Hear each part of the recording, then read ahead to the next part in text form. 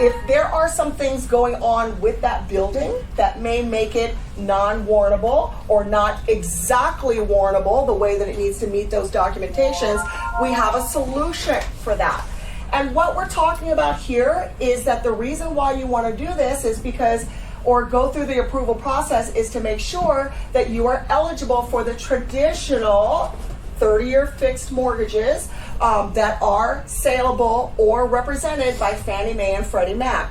When we open the newspaper and we look at what are the interest rates today and what is happening with the market today, generally they are speaking to the traditional conventional mortgages.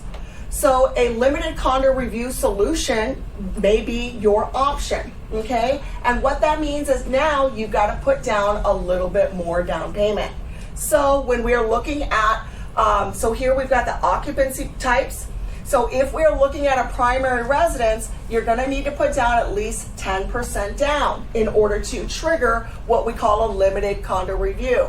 And with that, instead of having an 8-page or 3-page documentation, now they've just got to have a 1-page documentation. And that also lessens the questions, lessens the exposure, and may allow you to pass through that doorway to get a traditional 30-year mortgage from Fannie Mae or Freddie Mac.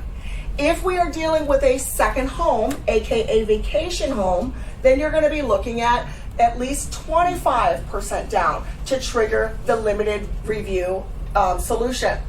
And then if we are dealing with an investment property, same thing, you've got to be at 75% or below in order to trigger the limited condo review solution.